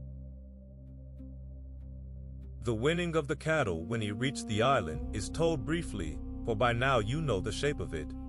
The great 2-headed dog came at him and was overcome. The herdsman came and was overcome. And last the 3-bodied giant himself came down to defend his herd, and there was a struggle, and the giant fell, and the deep red cattle were the heroes. We will not linger there, for the struggle is not the heart of this labor, and the tale itself does not linger, being far more interested, as you may be too tonight, in the enormous journey home. It is enough to know that the far western herd was one, out there at the sunset edge of the world, and that Hercules gathered the glowing red cattle together on the shore and turned them. At last, toward home, toward the long, long road east, the whole width of the world still to be crossed, this time on foot, driving a herd before him. And it was on this journey home, the old tellers say, that the hero left his greatest marks upon the map of the world, and one of them you can still find named today, which is a fine thing to drift on, the thought that the far edges of a sleep story touch the real and waking earth. For when he came to the place where the great inland sea of the Greeks meets the outer ocean, at the narrow strait between two lands, between what we now call Spain and Africa, he set up two great pillars, one on either side of the water, to mark how far he had come, the very ends of the known world, the gateway between the familiar sea and the endless ocean beyond. The Pillars of Hercules, the ancients called that strait, and the name has never quite left it, and the great rock that stands there on the northern side, that you may have seen in pictures, is one of them still. Rest on that quiet wonder that the hero of this old story reached so far that he set up markers at the very rim of the world, and that the markers, in a way, are still there, still named for him, all these thousands of years on. When he had won the cattle, the old tellers say, Hercules gave the sun god back his golden cup, sending it floating away across the ocean to carry the sun once more on its nightly round. For it was only Lent, and the hero was not the kind to keep what was lent him, as the king of Crete had kept the bull. And then he faced the whole width of the world laid out before him to be crossed on foot, driving the red herd east, over the mountains that we now call the Alps, through the lands that would one day be Italy, along coasts and over rivers, and everywhere he passed the old story set his mark. A spring struck from a rock here, a hill raised there, a people founded, a road opened, so that the whole map of the Western world, to the Greeks and the Romans who came after, was quietly stitched through with the memory of this one enormous journey home. There is a deep restfulness in imagining it, the slow herd moving day after day across a whole continent, the dust and the low sun, the great weathered man walking behind. Month upon patient month, the world unrolling beneath his feet, the cattle glowing red in the evening light, the far kingdom always a little nearer with every quiet day. And the two great pillars he set at the strait between the seas were not the only marks he left that men still name, but they are the ones best remembered. And it is a fine thing to rest on, that the ancients, when they sailed at last to the very edge of their known world and saw the two great rocks standing guard on either side of the narrow water where the inland sea pours out into the endless ocean, did not see only rock. They saw the sign of a hero who had come this far and no farther, the gateway of the world, the place where the familiar ended and the unknown began, and they named it for him. And for centuries, the Pillars of Hercules marked, on every map they drew, the western limit of everything, the last known place, beyond which lay only the great mystery of the open sea. Rest on that image as you drift, the two silent pillars at the rim of the world, the calm water pouring between them, the setting sun going down red beyond them into the endless ocean, and the whole known world lying safe and mapped behind.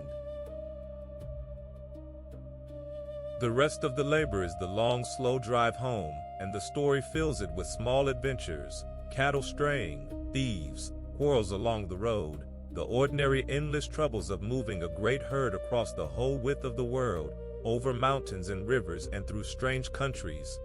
for month upon month, but none of it need trouble your rest, for it all comes, in the end, to the same quiet place, the hero arriving home at last, footsore and weathered, driving the deep red cattle before him into the stony kingdom, and delivering them to the frightened king.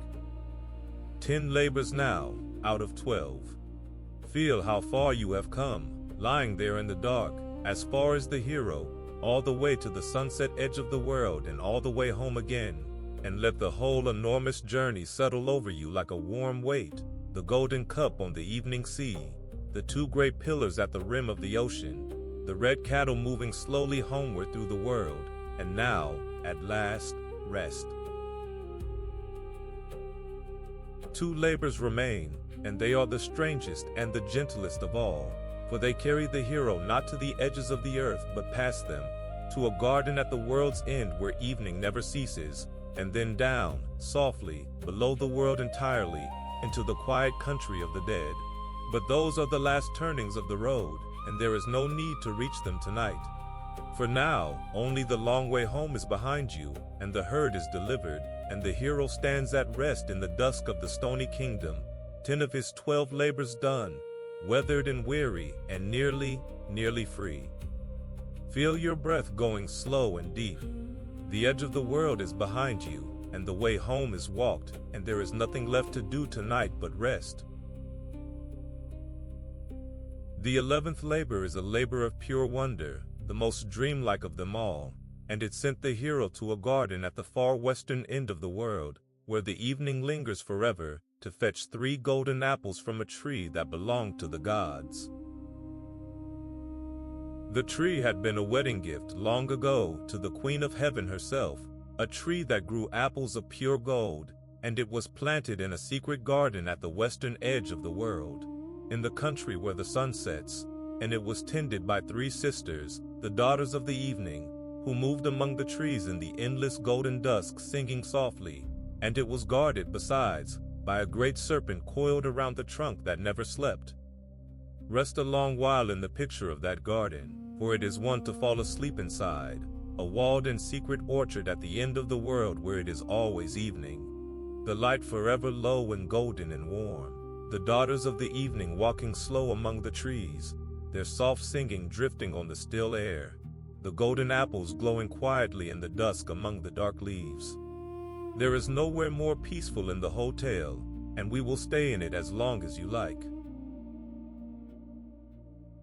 But the hardest part of this labor was not the garden itself, but simply finding it, for its way was secret, and no one Hercules asked could tell him where in all the wide west it lay. And so, a great part of this labor, like the last, was a long wandering, a searching journey through many lands, asking, always asking, the way to the garden at the end of the world, and having no one able to say. The old story fills that wandering with meetings, and one of them matters, for at last the hero came upon a wise old god of the changing sea, who knew all secret things, and held him fast, and would not let go through all the gods' shape-shifting, and won from him at last the secret of the way. But you need not follow every turning.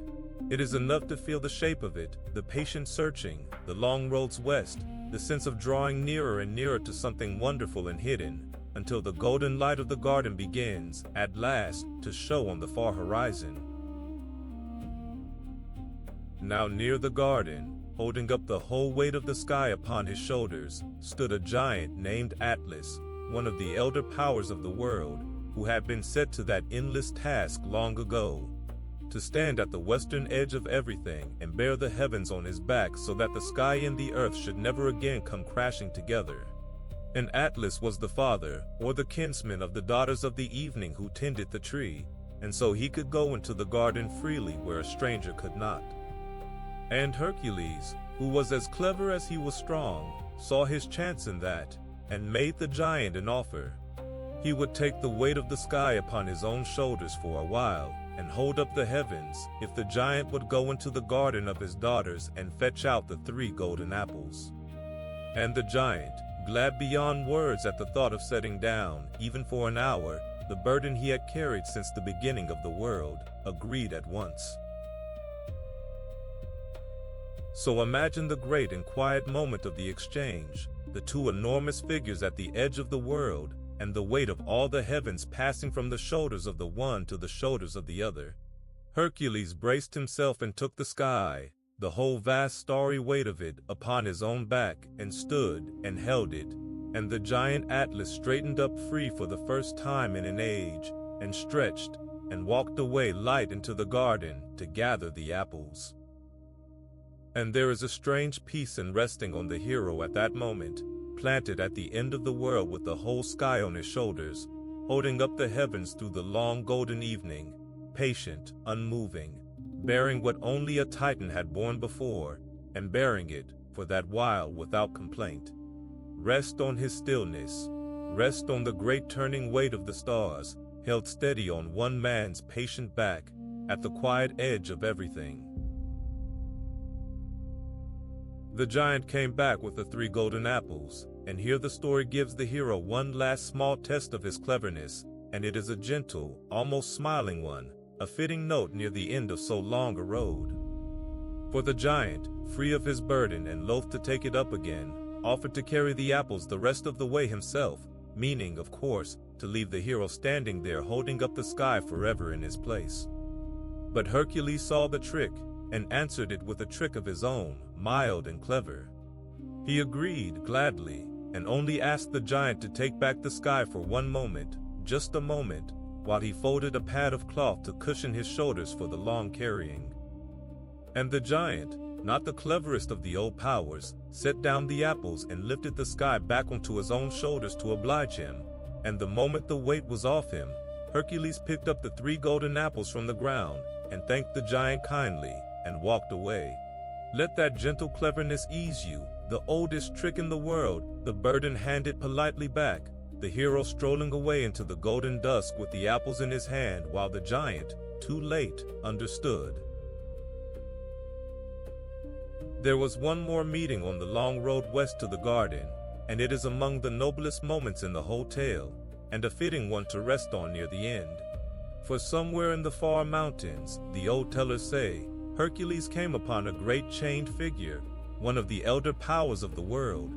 the one who had long ago given fire to humankind against the will of the gods, and had been punished for it with an endless torment, bound to a rock at the edge of the world. And the hero, passing by, was moved by the sight of that ancient suffering, and he broke the chains and set the old sufferer free, ending a torment that had lasted for ages. It was no part of his labor.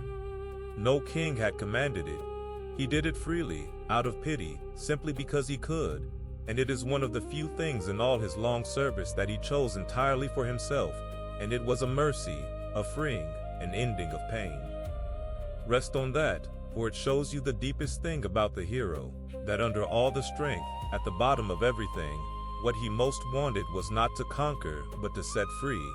to lift burdens, to end old sufferings, his own and others, and to leave the world a little lighter than he found it. So the 11th labor was won, out at the shining end of the world, with a garden, and a giant, and 3 apples of gold, and won mostly by wit and patience, rather than by strength. Which is how nearly all the later labors are won, as though the hero, the farther he goes, grows ever less the fighter, and ever more the wise and weary traveler, ready for the end of his road. He carried the golden apples home across the whole width of the world once more, and gave them up, and 11 labors now lay behind him, and only one remained, the strangest and the last and the gentlest of all, the journey down below the world into the country of the dead, and quietly up again. But that is for the very end, and there is no need to go down tonight while there is still a little waking in you. For now, rest in the golden garden at the end of the world, where it is always evening, where the daughters of the evening sing softly among the trees, and the apples glow quiet in the dusk. Feel the great warm weight of your own body, held easy by the bed the way the sky was held on the hero's patient shoulders. 11 labors done, one gentle road left, and all the time in the world to rest before it. Sleep now if you are ready, in the endless golden evening at the end of the world, where nothing is asked of you, and the soft singing never stops, and the light never fails.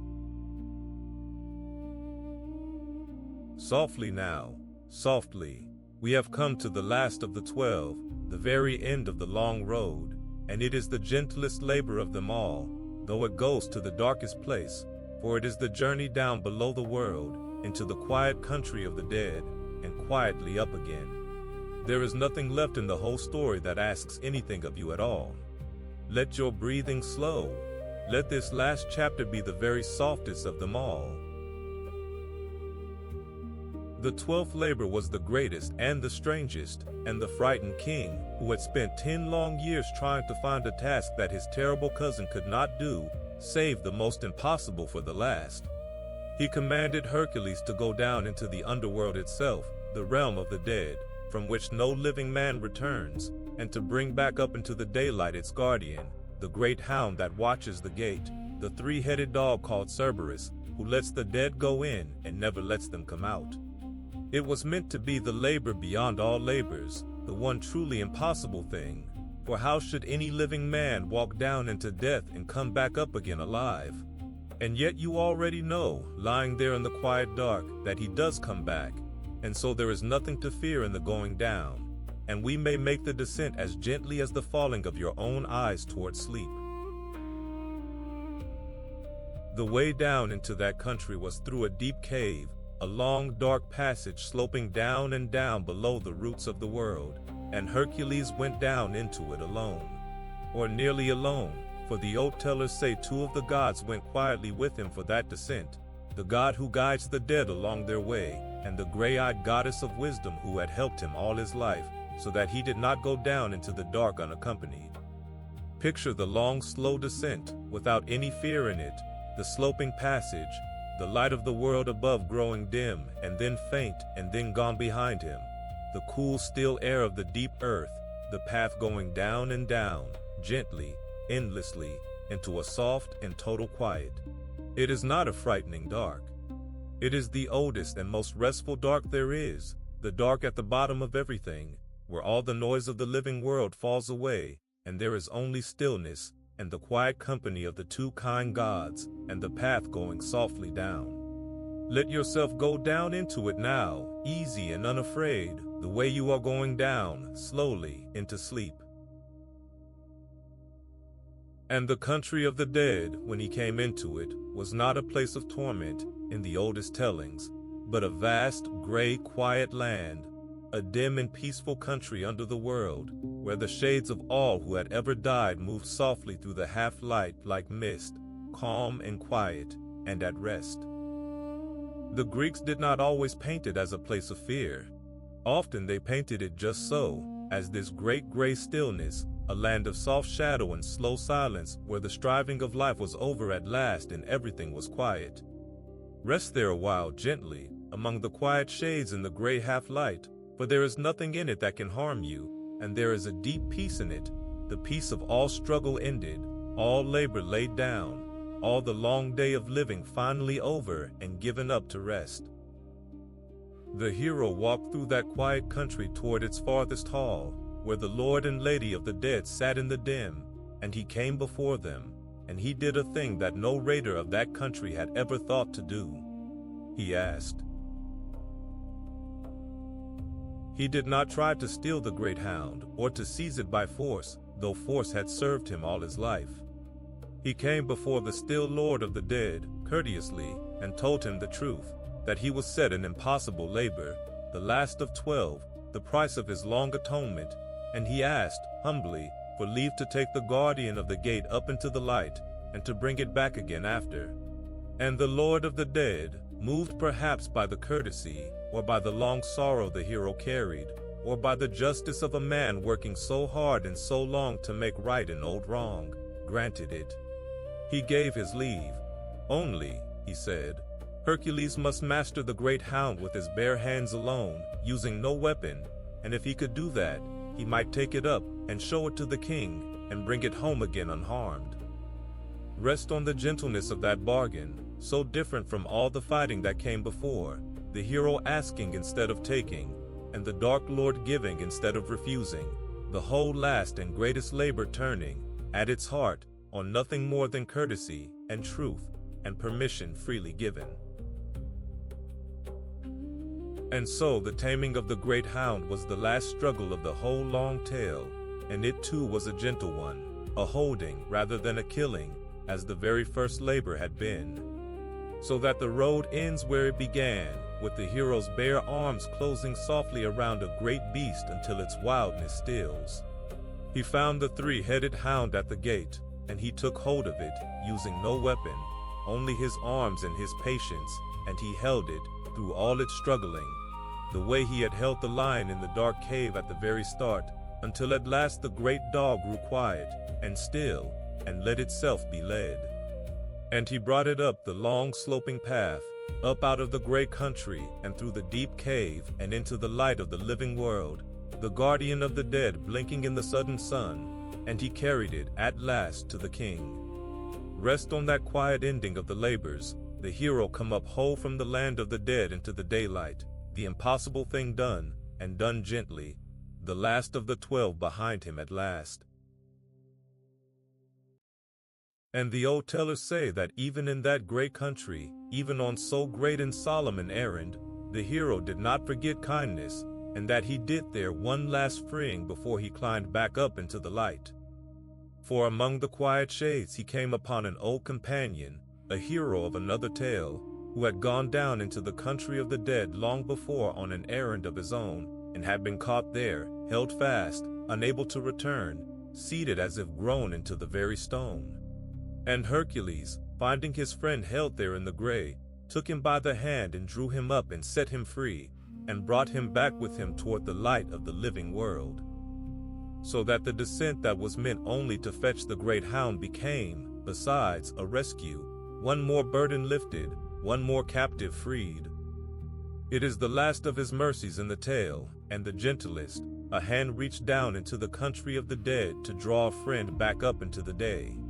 And it is a good thing to rest on, the thought that even in the deepest and stillest place of all, the hero's first instinct was to free someone, to lift someone, to bring someone home. And when he came up at last out of the long dark passage, up into the sun with the great hound beside him, the tellers say he brought the shade of his friend up with him into the light, and that the return itself, the coming up out of the gray country into the warmth and brightness of the living world, was the sweetest moment of the whole long tale, the moment that answered, at last, the darkest one, the terrible night at the very beginning when everything had been lost. He had gone down into death itself, the deepest place there is, and he had come back up again, alive, into the light, and he had not come back empty or alone, but leading the guardian of the gate and drawing a lost friend by the hand, so that his journey to the bottom of everything became, in the end, not a descent into darkness, but a climb back up toward the sun. Rest a long while in that rising, the long climb up out of the dark, the first gray light of the cave mouth ahead, and then the full warm daylight of the living world, and the hero stepping out into it, whole and free, and nearly at the end of his road. And the frightened king, when he saw the three-headed hound of the underworld standing in his own courtyard, was more terrified than he had ever been in all the 10 years. And he dove one final time into his bronze jar and hid, and begged from inside it that the terrible thing be taken away, that all of it be taken away, that the labors were finished, and the hero free. And so, at the very last, the small fearful king who had set task after impossible task for 10 long years, hoping each time to be rid of his cousin forever, gave up, and released him, and declared the debt paid in full. Let that be a soft and satisfying thing to rest on, the frightened king surrendering at last, the 10 years of labors ended not with a battle, but with a weary king in a jar crying, "Enough, enough, you are free." And Hercules, true to his word to the last, gathered up the great hound and carried it gently back down the long path into the underworld, and set it once more at its gate. And left it there at peace, the guardian home again, everything returned to its proper place, nothing broken, nothing kept, the world put quietly back the way it was meant to be. Think back, if you like, drowsily, over the whole long road now that it is walked, not to hold any of it, but only to feel how far it reached, the way you might look back from a hilltop at evening over all the country you have crossed in a day. It began in a small dark room with 2 snakes and a sleeping child, and a goddess's anger, and a terrible night that broke a good man's whole world. And from that ruin the road ran on, up a mountain to an oracle, and then out into the wide world, task after task, 10 long years of it, a lion and a serpent, a golden deer and a great boar, a river turned through a filthy yard, a cloud of birds over a drowning marsh. A white bull on the moonlit sea, the horses healed of their cruelty, a belt won and a friend lost, the cattle at the sunset edge of the world, the golden apples at the end of everything, and at the last, the long gentle descent into death and the climb back up into the light. It is a very long road and a very hard one, and the man who walked it never once in all those years turned aside from it or gave it up or stopped believing that the doing of it, one patient task at a time, would carry him home. And it did. That is the whole of what the story wants you to know. The road was long, and he walked it, and it carried him home. And so the 12 labors were done, all of them, the lion and the serpent, the deer and the boar, the stables and the birds, the bull and the horses, the belt and the cattle, the golden apples and the great hound of the dead, 12 impossible things, done one at a time, over 10 long years, by a man working his way back from the worst night of his life toward the light. And the old promise was kept. He was cleansed. The terrible thing he had done in his madness, the grief that had sent him up the mountain to the oracle so long ago, was atoned for at last. Washed away by 10 years of labor as the poisoned stables had been washed clean by the rushing rivers, and he was free of it, and forgiven, and clean. Rest a long, long while in that forgiveness, for it is the whole point of the tale, and the gift it holds out to you. Whatever weight you carried into this night, whatever old thing you have been trying to set right, let the story show you that it can be set right, in time, a little at a time, by patience, and by not giving up, and that at the end of even the longest and hardest road there is this, forgiveness and cleanness and rest. For the old poet said that at the very end of everything, after all his long labors and his long life, this hero above all others was not left in the great country of the dead, but was lifted up, past all his sorrows, into the bright company of the gods themselves, and given peace at last, and even, they said, reconciled at the end with the very goddess whose anger had shadowed his whole life, so that the long enmity was finally healed, and everything that had been broken was, at the very last, made whole. Let that be the note the whole story closes on, the deepest rest of all, every labor finished, every wrong made right, every old anger laid down and forgiven, the weary hero come home at last to a peace that nothing can ever trouble again. There is nothing more to tell. That is the whole of it, from the 2 small snakes in the moonlit cradle to the great hound led gently home, the story of a man who did a terrible thing, and did not despair, but took up the long, slow work of setting it right, and finished it, all 12 of it, and was forgiven, and given rest. You do not need to remember any of it. It will keep. It has kept for 3,000 years and more, and it will still be here, whole and unchanged, whenever you should wish to return. For now, let it all go. Let the names drift softly away, the lion and the hydra, the golden hind, the golden apples, the golden cup on the evening sea, the 2 pillars at the edge of the world, the gray quiet country and the great gentle hound. Let them all soften and blur and sink quietly below the surface of your mind, the way the whole day is sinking now, gently, out of sight. You do not have to hold on to any of them. The story holds itself. It always has. Feel the good weight of your body now, held by the bed the way the broad earth holds up everything upon her, resting, needing nothing, holding nothing up. Feel your breath going slow and easy and deep in and out, like the long calm sea that carried the hero home. There is nothing at all you need to do now. There is nowhere you need to be. The labors are all finished. The long debt is paid. The hero is at peace, and the old anger is healed, and the whole made world is quiet, and it is holding you gently in the dark, and it will still be holding you just the same when the morning comes. Rest now, traveler. The long road is walked, all 12 labors of it, and it was walked long, long before you were ever born, and all that is left of it now is the deep peace that its ending won, and that peace is yours tonight, to rest in for as long as you like. The garden keeps its golden evening, the stars keep their quiet places,